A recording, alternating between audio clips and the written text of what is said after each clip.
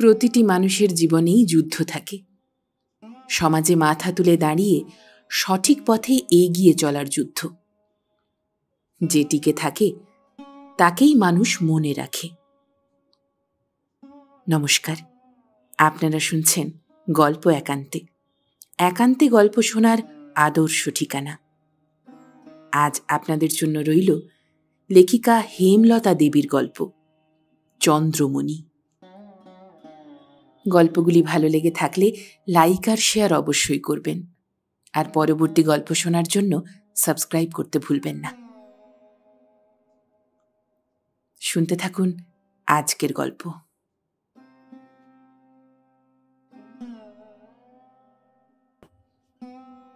চন্দ্রমণি নামটি শুনলে হঠাৎ মনে হয় যেন স্নিগ্ধ মধুর আলোর ছটা ছড়ানো উজ্জ্বল মণিটির মতো জলজলে একখানি মুখ মানুষের মনকে টেনে আনে, চোখকে ধরে রাখে নিজের দিকে দেখা মাত্র। এক্ষেত্রে কিন্তু তেমনটি আশা করলে চলবে না। গ্রামের মেয়ে চন্দ্রমণির গ্রামে জন্ম। গ্রামেই মানুষ হয়ে সে এত বড়টি হয়েছে। গ্রাম্য ছাঁচে ঢালা মনটি তার গ্রাম ছেড়ে আর কিছু ভাবতে কখনো শেখেনি। গ্রামের বুকে ভেসে ওঠা তার জীবনটিতে একটু নূতনত্ব এসে পড়েছিল ঘটনা সূত্রে। গ্রামের মাইনর স্কুলে দ্বিতীয় পণ্ডিতের কাজ করেন চন্দ্রমণির বাবা গুরুপদ ভট্টাচার্য। মানুষটি সৎ, গ্রামের সকলেই তাকে শ্রদ্ধা করে। অবস্থায় দরিদ্র গৃহস্থ, বিঘে 10 ধেনো জমি ও পৈতৃক ভিটাখানি সম্বল। স্কুলে বেতন পান মাসে 12টি টাকা, তাতেই সংক্ষেপে সংসার চালানো। প্রায় 10 বছর হল তার স্ত্রী বিয়োগ হয়েছে। চন্দ্রমণি তখন মাত্র 8 বছরের। সেই থেকে কষ্ট করে বাপ তাকে মানুষ করেছেন। ঘরে দ্বিতীয় মানুষ না থাকায় ওই বয়সেই চন্দ্রমণিকে সংসারের ছোটখাটো অনেক কাজ করতে হতো। বাপের খাওয়ার ঠাঁই করা, জল গড়ানো, ঘর ঝাঁট, বিছানা তোলা পাড়া কাজগুলি তাকে নিয়মিত করতে হয়। সিদ্ধ পোড়া যা হয় করে রান্নাটা বাপ নিজেই করে নিতেন। ছোট মেয়ে রাঁধতে গিয়ে পাছে আগুন ধরিয়ে বসে গায়ে, সেই ভয় ছিল। 10টার মধ্যে খেয়ে পণ্ডিতকে যেতে হতো স্কুলে। চন্দ্রমণিকে রেখে যান কার কাছে, তাই সঙ্গে করে নিয়ে যেতেন তাকে। পড়ানোর সময় সেও বসে যেত ছাত্রদের দলে। পাঠগুলি তার মুখস্থ হয়ে উঠত শুনে শুনে। অক্ষরগুলি চিনত সে বোর্ডের লেখা দেখে। পড়ার দিকে ঝোঁক দেখে বাপ তাকে কিনে দিলেন প্রথম ভাগ। 3 মাসে প্রথম ভাগ হয়ে গেল শেষ। 1 বছরে সে দ্বিতীয় ভাগ শেষ করে ধরে ফেলল কথামালা। বাপ তার বুদ্ধির তীক্ষ্ণতা দেখে বিস্মিত হয়ে মনে মনে ভাবতেন, চন্দ্রটা মেয়ে না হয়ে যদি ছেলে হতো। 12 বছর পর্যন্ত নির্বিবাদে চন্দ্রমণির লেখাপড়া এগিয়ে চলল ছেলেদের সঙ্গে। এরপরে আর গ্রামের ছেলে স্কুলে মেয়ের পড়া চলে না।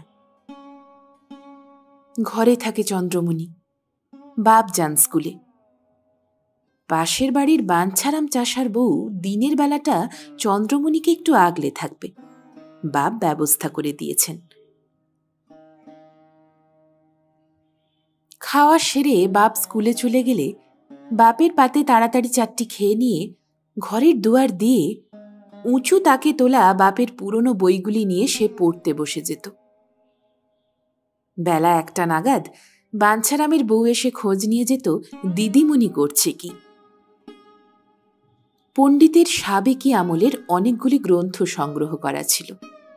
রামায়ণ, মহাভারত, নানা রকম পুরাণ, গীতা। তাই চন্দ্রমণি পড়ে যেত বুঝে না বুঝে।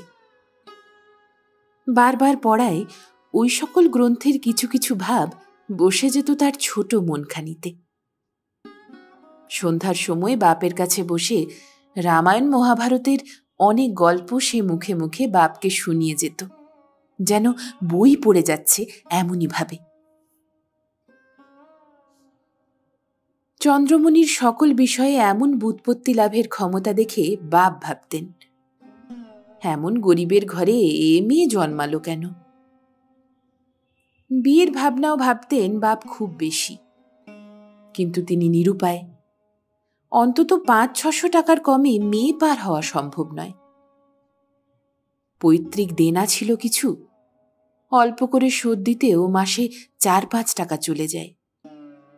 বাকি টাকায় কোনো রকমে 2টি প্রাণীর গ্রাসাচ্ছাদন চলে। ভিটাখানি জমিদার সরকারে 50 টাকায় বাঁধা, আজ পর্যন্ত ছাড়াতে পারেননি। যা করেন ভগবান ভেবে তিনি এই দুর্ভাবনা থেকে সাময়িকভাবে অব্যাহতি পেতেন। 14 বছর বয়সে চন্দ্রমণিকে ম্যালেরিয়া জ্বরে ধরল। এখন তার বয়স 18। 4 বছর ম্যালেরিয়ায় ভুগে ভুগে তার শরীর শীর্ণ, শ্যামবর্ণ রংটি কালি বর্ণ হয়ে গেছে। নানা রকম পেটেন্ট ওষুধ বাপ 2-4 শিশি খাইয়েছেন। জ্বর থেমেছে, কিন্তু শরীর সারেনি।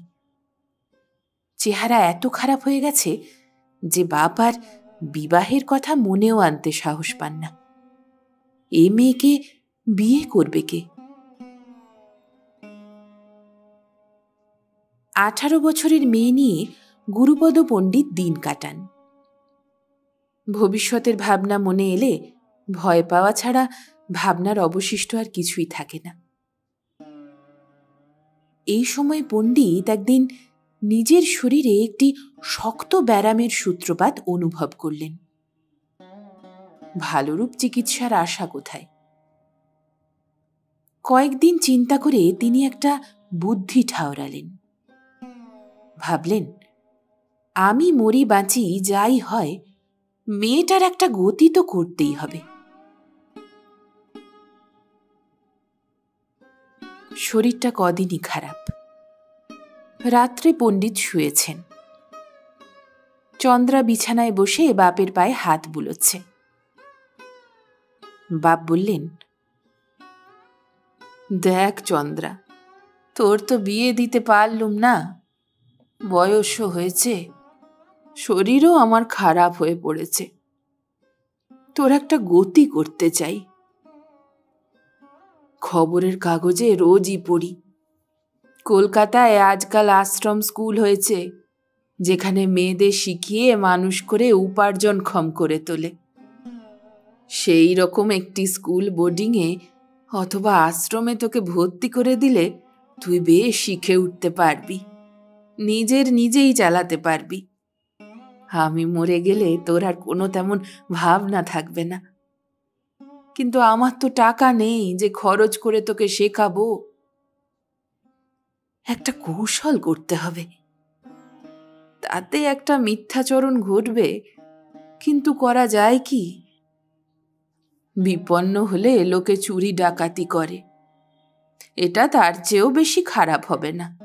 অন্তত আমি আর কোনো পথ জানি না। বিধবা বলে চালাতে পারলে বিধবাশ্রমে ফ্রিতে রাখা যায়। তোকে তাই সাজতে হবে। আমি গিয়ে আমার বিধবা মেয়ে বলে তোকে সেখানে ভর্তি করে দিয়ে আসব। ভয় পাসনি, আমার দিন ফুরিয়ে এসেছে, এই কটা দিন কোনো রকমে চলে যাবে। অনেক কান্নাকাটির পর শেষে চন্দ্রমণি রাজি হলো বাপের কথায়। পাঁজিতে ভালো দিন দেখে একদিন বাপ মেয়েতে রওনা হলো কলকাতার দিকে। গ্রাম ছেড়ে শহরের মাটিতে পা পড়েনি চন্দ্রার কোনোদিন। শহরে এসে রাস্তাঘাট দোকান বাজারের বহর দেখে ফেলফেলিয়ে সে চেয়ে থাকে অবাক চোখে যা দেখে তার দিকে।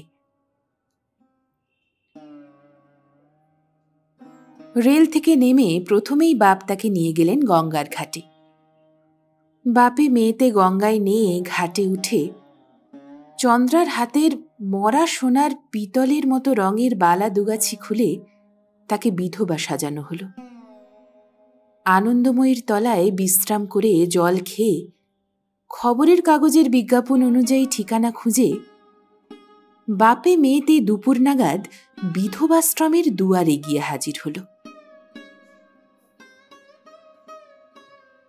2 ঘন্টা বসে থাকার পর কর্তৃপক্ষের সঙ্গে দেখা হল।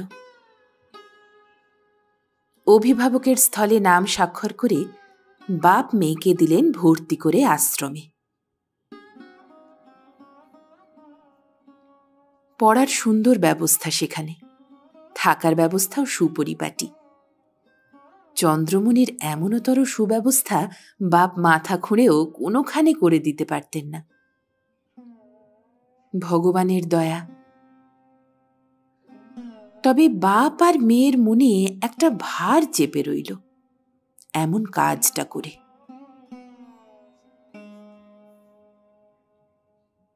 বুকের একমাত্র বাঁধন চন্দ্রমণিকে ছেড়ে যেতে পণ্ডিতের বুকখানা যেন খালি হয়ে গেল। মেয়েটাকে যেন জন্মের মতো বিসর্জন দেওয়া হলো। আর কি সে দেশে ফিরতে পারবে? সম্ভব তো নয়। এ চিন্তা বাপের মনে গুমরে গুমরে ফিরতে লাগল। ছোট্ট একটি টিনের ট্রাঙ্ক, তাতে খান কয়েক পুরনো কাপড়, 2টো জামা, একখানা আধ ময়লা পুরনো র্যাপার, একখানা গামছা রাখা ছিল। বাপ কর্তৃপক্ষকে বললেন, আমার অবস্থা বড় খারাপ। সাবেক পেড়ে কাপড়গুলো মেয়ের ফেলতে পারলুম না। কিছুদিনের মতো এগুলো ঘরে পরা চলবে কি? 1 জোড়া নতুন থান কিনে দিয়েছি, মাসখানেক পরে আরও 1 জোড়া কিনে পাঠাবো। পণ্ডিতের কাতর ভাব দেখে কর্তৃপক্ষ বললেন, আচ্ছা থাক, আমরা না হয় কিছু কাপড় জুটিয়ে দেব। আশ্রমে নিয়ম নাই বিধবার পেড়ে কাপড় পরার। আপনি এজন্য বেশি উদ্বিগ্ন হবেন না। মেয়েটি বড় রোগা দেখছি, কোনো অসুখ নাই তো? পণ্ডিত বললেন, না, অন্য কোনো অসুখ নাই, তবে ম্যালেরিয়ায় ভুগে রোগা হয়ে গেছে। জ্বর আসে না অনেক দিন, সঙ্গে 2 শিশি ম্যালেরিয়ার ওষুধ দিয়েছি। আপনার দিকে ভোগাবে না। যদি বেশি অসুস্থ হয় আমাকে লিখলেই আমি এসে নিয়ে যাব। কর্তৃপক্ষ শুনে আশ্বস্ত হলেন। বেলা 2টো ট্রেন ধরে গুরুপদ পণ্ডিত বাড়ি ফিরলেন। সন্ধ্যার পূর্বে বাড়ি পৌঁছে উঠানে দাঁড়িয়ে তার মনটা খাঁ খাঁ করে উঠল। চন্দ্রমণির মা তাকে চাঁদি বলে ডাকতেন। মনে হলো তার মা যেন ঘর থেকে চাঁদি চাঁদি বলে ডাকছেন। পণ্ডিতের সমস্ত শরীরটা ঘিরে সেই ডাক যেন বেজে ফিরতে লাগল। বসে পড়লেন তিনি উঠানে। চোখ দিয়ে জল পড়তে লাগলো হু হু করে। একটু প্রকৃতিস্থ হয়ে পণ্ডিত হাঁকলেন, বাঞ্ছারাম। 2-4 ডাকে বাঞ্ছারাম বেরিয়ে এলো পাশের বাড়ি থেকে। চাষার ছেলে বাঞ্ছারামের মনটি বড় খাঁটি। লোকের চোখে গুরুপদ পণ্ডিত গরিব হলেও বাঞ্ছারামের কাছে বড় দরের মানুষ। ঠাকুরকে ওই অবস্থায় দাঁড়াতে দেখে তাড়াতাড়ি ঘরের চাবি খুলে গাঢ় গামছা বের করে পা ধোবার জল দিল। সে ভাবেনি যে আজই ঠাকুরমশাই ফিরতে পারবেন। বাঞ্ছারাম বলল, দিদিমণিকে রেখে এলেন?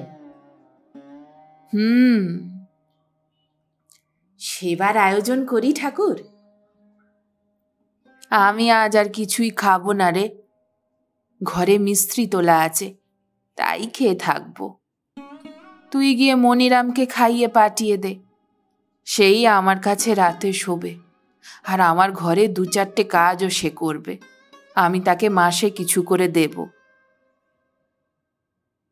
বাঞ্ছারামের ছেলে মনিরাম, বয়স তার 13 বছর। তখন থেকে সেই পণ্ডিতের কাছে রইল। দিন চলে, থেমে থাকে না। গুরুপদ পণ্ডিতেরও চন্দ্রমণিকে ছেড়ে দিন কেটে যেতে লাগল। মাসে একখানি করে পত্র তিনিও দেন, চন্দ্রাও তাকে লেখে। পরের মাসের মাহিনা পেতে পণ্ডিত 2 টাকা চন্দ্রাকে মানি অর্ডার পাঠালেন। খাম পোস্টকার্ড কেনারও তো খরচ আছে। বাপ চলে যেতে প্রথম দিনটা চন্দ্রা কেঁদে অধীর হয়েছিল। বিধবাশ্রমে আরো 5 জন ছাত্রী তাকে সান্ত্বনা দিল, বোঝালো, নানা রকম গল্প করতে লাগল। চন্দ্রমণি সাধারণ মেয়েদের থেকে কিছু গম্ভীর প্রকৃতির ও আত্মনির্ভর পরায়ণা। কয়েকদিনে সে নিজেকে সামলে নিল। পড়ায় মন দিলে খুব বেশি করে। শিক্ষয়িত্রীরা তার পড়ার যত্ন ও স্মৃতিশক্তির প্রখরতা দেখে পড়িয়ে সুখ পেতে লাগলেন। তাদের মনোযোগ আকৃষ্ট হল তার দিকে। একজন শিক্ষয়িত্রী একদিন চন্দ্রাকে বললেন, তুমি ম্যাট্রিক পড়ার চেষ্টা করো না, 3 বৎসর পড়লেই তুমি ম্যাট্রিক দিতে পারবে। চন্দ্রা মাথা হেঁট করে রইল। তার যে 1 পয়সা খরচ করবার সামর্থ্য নেই, সে কথা শিক্ষয়িত্রী জানেন না। আস্তে করে বলল, এখানকার পড়াই তো আগে শেষ করি। 2 বৎসরে আশ্রমের পাঠ শেষ করে চন্দ্রা ট্রেনিংয়ে গিয়ে ভর্তি হল বৃত্তি পেয়ে। উন্নতি হচ্ছে, কিন্তু মনের মধ্যে একটা চাপা অস্বস্তি তার ঘোচেনি। সেটা যেন একপাশে ঠেলে রেখে সে পড়ে চলেছে। মেয়ের আশ্রমের পাঠ শেষের খবর, ট্রেনিংয়ে ভর্তি হওয়ার খবর, সবই বাপ যথাসময়ে জানতে পেরেছেন। মেয়ে নিজের শক্তিতে দাঁড়াচ্ছে। তবু যে জটিলতাটুকু জড়িয়ে গেছে চন্দ্রার জীবনে, তার চিন্তা থেকেও বাপের মন একেবারে অব্যাহতি পায় না। মেয়ের বিবাহ দিতে পারেন নাই। কাকে আশ্রয় করে চন্দ্রার সারাটা জীবন কাটবে কে জানে। ভগবানকে স্মরণ করে এ ভাবনাও তিনি সরিয়ে ফেলেন। চন্দ্রা ট্রেনিং পাশ করল পরীক্ষায় প্রথম স্থান অধিকার করে। সঙ্গে সঙ্গে চাকরি জুটে গেল যশোর জেলায়। বেতন 30 টাকা, থাকার ঘর পাবে, আর চাকরি গভর্নমেন্টের। খবর পেয়ে বাপ ছুটে এলেন কলকাতায় মেয়ের কাছে। বাপকে দেখে মেয়ে বাপের পায়ের কাছে বসে অঝরে কাঁদল খানিকক্ষণ। বিধবা পরিচয়ে বাড়ি ফেরার আর উপায় নাই। আজকের এই সৌভাগ্যে এটাই বড় দাগা দিল।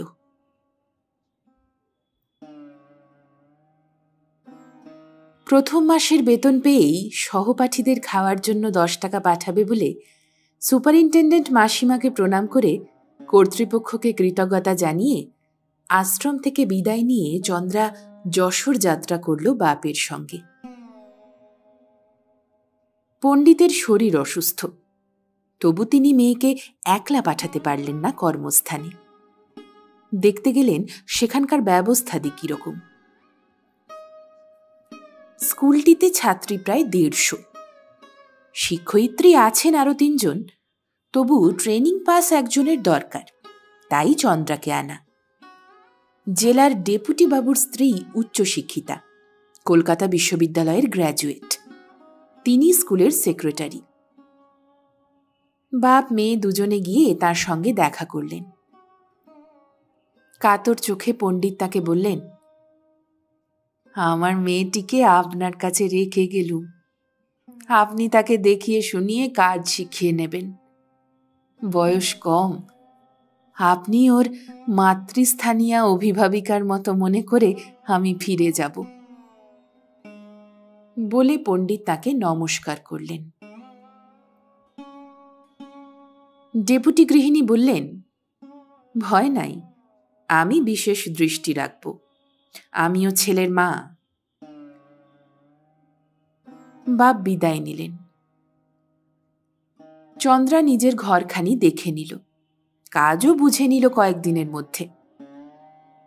নূতন শিক্ষয়িত্রীর সপ্রতিভ ভাব দেখে সেক্রেটারি মহাশয়া মনে মনে বড়ই সন্তুষ্ট হলেন। একটু মমতাও জন্মালো মেয়েটির প্রতি। বয়স তো বেশি নয়, অনুমান 23-24 হবে।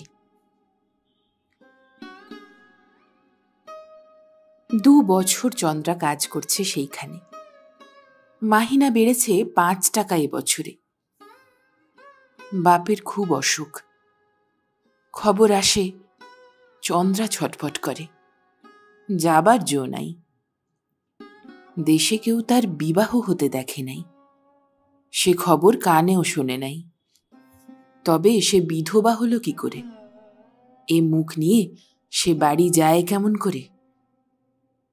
চাকরি হয়ে পর্যন্ত চন্দ্রা বাপকে মাসে 10 টাকা করে পাঠায়, বাপ আর কাজ করতে পারেন না বলে। গ্রামের লোকে জানে পণ্ডিতের কুমারী মেয়ে লেখাপড়া শিখে চাকরি করছে। কেউ তাকে টিটকিরি দেয়, কেউ হাসে, কেউ বলে ভালোই হয়েছে, পণ্ডিত বুদ্ধির কাজ করেছে। কিন্তু সে যে বিধবা পরিচয় দিয়েছে, এই খবরটা গ্রামে কেউ জানে না। 1 বছর বাপের সঙ্গে চন্দ্রার দেখা নাই। হঠাৎ একদিন ডাকপিয়ন একখানি ইংরাজিতে লেখা রেজিস্ট্রারি চিঠি চন্দ্রার নামে দিয়ে গেল। ডেপুটি গৃহিণী চন্দ্রার স্বভাবের গুণে তাকে স্নেহ করত। নিজেই 2 বছরে তাকে খানিকটা ইংরাজি শিখিয়েছিলেন। কিন্তু তাতে এতটা ইংরাজি চন্দ্রা শেখে নাই যাতে ইংরাজিতে হাতের টানা লেখা পড়ে বুঝতে পারে। তাই চিঠি খুলে ঝাপসা মতন একটু পড়ে দেখে সে ভালো করে কিছু বুঝতে পারল না। ভাবল, আমাকে আবার রেজিস্ট্রারি চিঠি দেবে কে? আমার তো বাবা ছাড়া আর কেউ নাই। নিচের এ সই তো বাবার নয়। এ চিঠি কে লিখল? মনের মধ্যে একটা আতঙ্ক জন্মালো। তাড়াতাড়ি চিঠিখানা নিয়ে কাকিমাকে দেখাতে গেল। ডেপুটি গৃহিণীকে চন্দ্রা কাকিমা বলে ডাকে।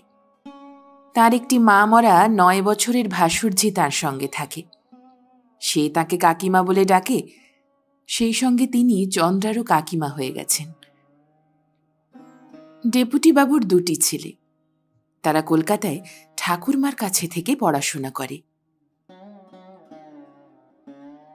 চিঠিখানা চন্দ্রা কাকিমার সামনে ধরতেই কাকিমা চোখ বুলিয়ে নিয়ে চন্দ্রার মুখের দিকে চাইলেন। মুখখানা তার মলিন। চন্দ্রাকে পাশে বসিয়ে তার পিঠে হাত রেখে ডেপুটি গৃহিণী জানালেন যে চন্দ্রার বাবা স্বর্গ লাভ করেছেন। স্থানীয় উকিল শশীশেখর বসু পত্র দিয়েছেন। তার বাড়ি ঘর জমি জায়গা যা কিছু আছে চন্দ্রাকে সেখানে গিয়ে দখল করতে হবে। সেই তার একমাত্র ওয়ারিস। কথাগুলা চন্দ্রার কানে মোটেই পৌঁছাল না। সে তখন আছড়ে পড়েছে কাকিমার পায়ের কাছে, বাবা বলে ডুকরে কেঁদে উঠছে। ডেপুটি গৃহিণী তার মুখে হাতে জল দিয়ে তাকে ধরে বসালেন। শান্ত করে বললেন, স্কুলে 15 দিনের ছুটি নাও। তোমার কাকাবাবুকে বলি তোমাকে দেশে পাঠাবার ব্যবস্থা করবেন। সেখানে গিয়ে বাবার শেষ কাজ তোমাকেই করতে হবে। আর যা কিছু তার আছে সে সব নিয়ে থুয়ে রেখে ঢেকে আসতে হবে। দাঁড়াও দেখি তোমার কাকাবাবু কি বলেন। শোকের আঘাতের মধ্যেও চন্দ্রা আত্মসংবরণ করে বললে, কাকিমা, আমিও আমার বাবা একটি গুরুতর অপরাধ করেছি। আমি বিধবা নই, আমার বিবাহ হয়নি। অর্থাভাবে বাবা আমার বিবাহ দিতে পারেন নাই। ভবিষ্যতের উপায় করার কৌশল করে বিধবা পরিচয়ে এই আশ্রমে ভর্তি করে বাবা আমাকে মানুষ করেছেন। এই নাম নিয়ে আমি এখন দেশে যাই কি করে? বিষয়ই বা অধিকার করি কোন শর্তে? রেজিস্ট্রারি আপিসে আমার এই নাম চলবে না। ডেপুটি গৃহিণী চমৎকৃত হয়ে গেলেন। চন্দ্রার জীবনে এমন একটি রহস্য লুকানো আছে এ তিনি কখনো কল্পনাও করেননি। এ স্থলে কি করা কর্তব্য ডেপুটি বাবু ছাড়া তিনি তার মীমাংসা করতে পারবেন না। চন্দ্রাকে ও খুকিকে সেইখানে রেখে তিনি গেলেন স্বামীর কাছে। তাকে বললেন সব ঘটনা। ডেপুটি বাবু বললেন, ওকে কুমারী নামেই যেতে হবে, কুমারী নামেই বিষয় অধিকার করতে হবে, বিধবা নাম চলবে না।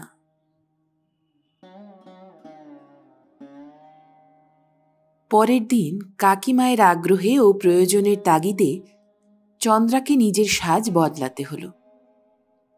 কয়েক বছরের অভ্যাসে তার চওড়াপাড় শাড়ি পরতে সংকোচ হতে লাগল। তাই সে সরু দুগাছি চুড়ি হাতে ও নরুন পাড় শাড়ি কোনো রকমে পরতে সম্মত হল। পরদিন চন্দ্রা সকালে স্নান সেরে স্নেহপরায়ণা কাকিমার অনুরোধে পাকে 4টি রেঁধে খেয়ে ডেপুটি বাবুর পুরাতন চাপরাশির সঙ্গে দেশের দিকে যাত্রা করল। হু হু শব্দে ট্রেন চলেছে। চন্দ্রার মনের ভিতর শুধু হায় হায় শব্দ উঠছে। বাবা নাই, এ তার কেমনতর অবস্থা ঘটল। কোথায় যাবে, কার কাছে দাঁড়াবে কে জানে। বাপের কাজ ছাড়া হয়েছে চন্দ্রা প্রায় 7-8 বছর। তবু বাপ যে আছেন, বুকের এ বল কম নয়। সে বাড়ি গিয়ে শূন্য ঘর কেমন করে দেখবে, কি করে সেখানে গিয়ে দাঁড়াবে? এক ভরসা পুরনো চাকর বাঞ্ছারাম। শোকের আঘাতে, দুর্ভাবনায়, তাড়নায় চন্দ্রার বুক ও মুখ শুকিয়ে গিয়েছে। ট্রেনের জানালার ধারে মাথা রেখে এসে কিছুক্ষণের জন্য তন্দ্রায় আচ্ছন্ন হয়ে পড়ল। স্টেশনে গাড়ি থেমেছে। তন্দ্রা ছুটে চন্দ্রা দেখল নির্দিষ্ট স্টেশনে গাড়ি এসে পৌঁছেছে। চাপরাশি এসে ডাকছে, দিদিমণি নামতে হবে।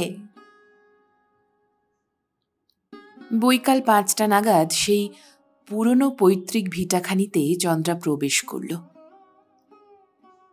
থরথরিয়ে পা তখন তার কাঁপছে।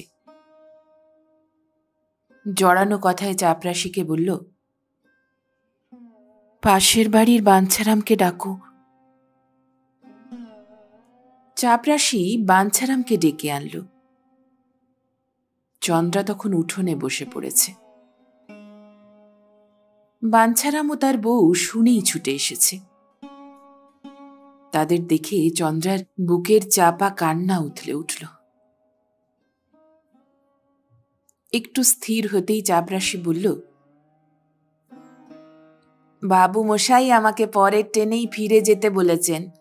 আমি চললুম, গিয়ে মা ঠাকরুনকে আপনার পৌঁছা সংবাদ দেব। রাত্রিটা কোনো মতে কাটল। বাঞ্ছারামের স্ত্রী চন্দ্রার কাছে শুয়ে। মনিরাম আজ 20 বছরের ছেলে, সে শুলো দাওয়ায়। পরদিন সকালে বাঞ্ছারামকে সঙ্গে নিয়ে চন্দ্রা গেল উকিল বাবুর বাড়ি। তিনি তখন আদালতে নথিপত্র দেখতে ব্যস্ত। চন্দ্রাকে দেখে ও পরিচয় পেয়ে বসতে বললেন। ও ডেস্ক থেকে একটা কাগজ বের করে তার সামনে ধরে বললেন, তোমার বাবার মৃত্যুর 2 দিন পূর্বে আমাকে ডেকে এই কথাগুলো লিখিয়েছিলেন, তুমি শোনো। 10 বিঘে ধানের জমি, বাস্তু ভিটে, কতগুলি আম, কাঁঠাল, নারকেল গাছ ও একটি ডোবা পুকুর সমেত আমার অবিবাহিত কন্যা শ্রীমতী চন্দ্রমণি দেবীকে নিঃসত্ত্ব হইয়া দান বিক্রয়ের অধিকার দিয়া গেলাম। এছাড়া সেভিংস ব্যাংকে আমার যে 372 টাকা জমা আছে, তাহাও আমার কন্যা শ্রীমতী চন্দ্রমণি দেবী পাইবে। এবং তাহা হইতে স্বল্প ব্যয়ে আমার শ্রাদ্ধাদি কার্য সম্পন্ন করিবে। উকিল শ্রীযুক্ত শশীশেখর বসু মহাশয়ের নিকট আমার সেভিংস ব্যাংকের পাস বই এবং বাড়ি ও জমির দলিল রহিল। চাকরির পরে চন্দ্রা বাপকে মাসে যে 10 টাকা পাঠাত, সে টাকাগুলি প্রায়ই বাপ খরচ না করে পোস্ট অফিসে জমা রাখতেন, চন্দ্রারই কোনো কাজে লাগাবেন বলে। উকিলবাবু দলিল ও পাস বইখানি বের করে চন্দ্রাকে দেখালেন ও বললেন, আমি সই দেব, পাসবুক থেকে টাকা তুলে তুমি তার শ্রাদ্ধাদি সম্পন্ন করো। চন্দ্রা বলল, আপনি দয়া করে ফর্ম ইত্যাদি লিখিয়ে রাখবেন, কাল আমি এসে সই দিয়ে টাকা তুলব, আজ আমার মন বড় অস্থির। গুরুপদ পণ্ডিতের স্বজন কেউ নাই যে এই সময় চন্দ্রাকে সাহায্য করে। বাপের শেষ কাজ করতে হবে, তারই চিন্তায় চন্দ্রার মন ব্যস্ত হয়ে উঠল। কিসে বাপের আত্মা প্রীত হবেন, এই ভাবনা অন্তরের তলদেশ থেকে তাকে নাড়া দিতে লাগল। সে ঠিক করল স্কুলের শিশু ছাত্রদের মিঠাই খাওয়াবে ও বাঞ্ছারামের পরিবারের সকলকে একখানি করে নূতন কাপড় কিনে দিয়ে অল্পের মধ্যে পরিতৃপ্ত হবে। শ্রাদ্ধের আনুষ্ঠানিক ব্যয় আন্দাজ 100 টাকার মধ্যে শেষ করতে পারবে। উকিলবাবুকে বলে সে 150 টাকা পাসবুক থেকে ওঠাল। শ্রাদ্ধাদি কার্য শেষ করে উকিলবাবুর পরামর্শ অনুযায়ী রেজিস্ট্রি অফিসে গিয়ে নিজের নাম লিখিয়ে সে জমি জায়গা বাড়ির দখল নিল।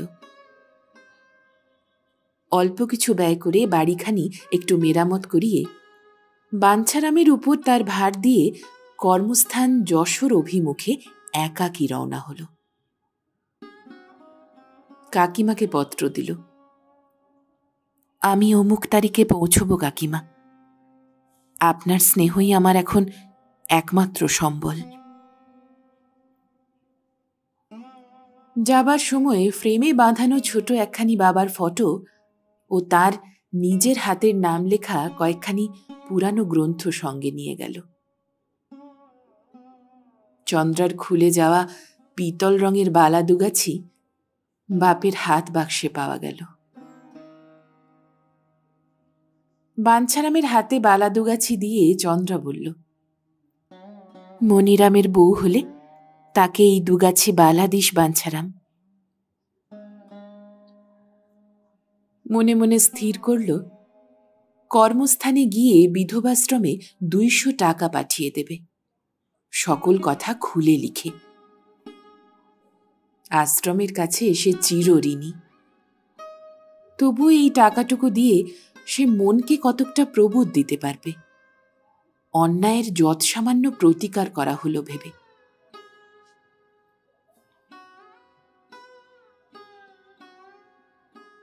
রবিবার দুপুরে খাওয়া সেরে ডেপুটিবাবু শোবার ঘরের মেজে পুরো গদিপাতা বিছানায় শুয়ে কাগজ পড়ছেন।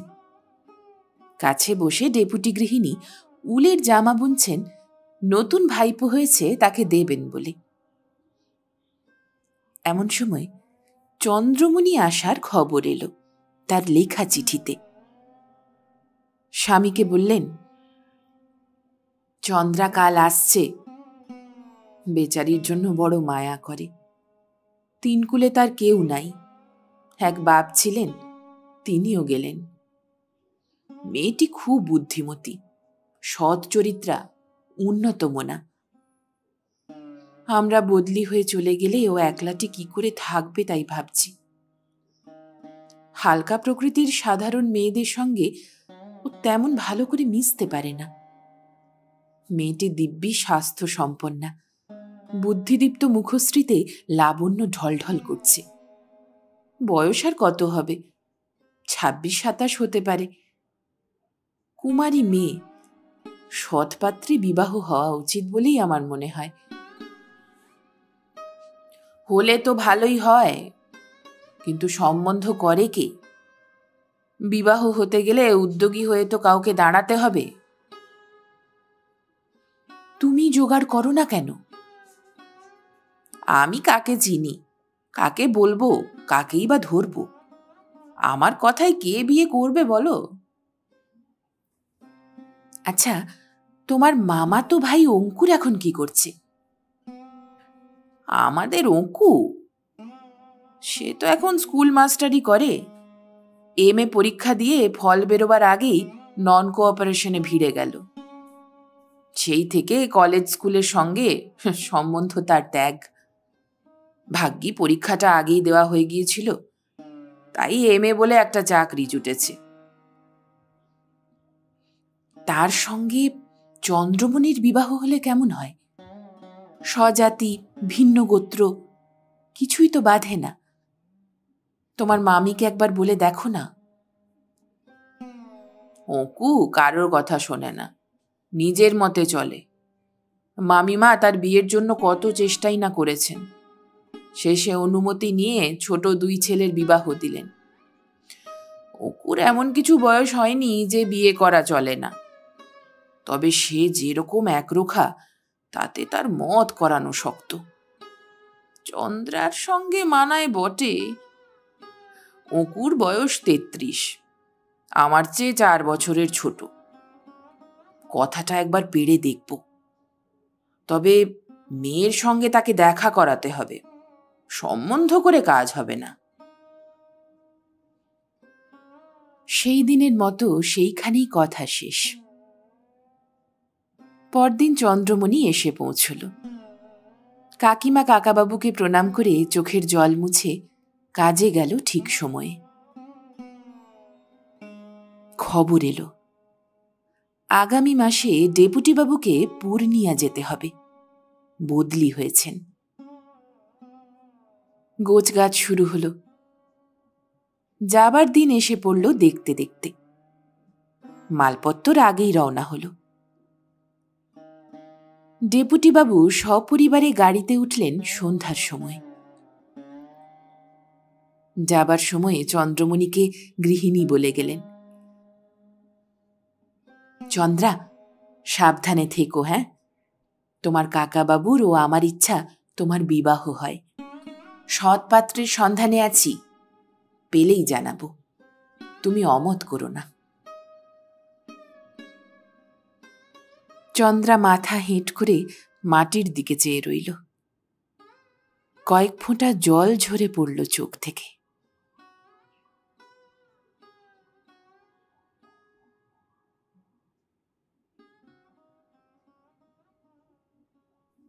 আপনারা শুনছিলেন লেখিকা হেমলতা দেবীর গল্প চন্দ্রমণি। পরবর্তী গল্পের জন্য শুনতে থাকুন গল্প একান্তে।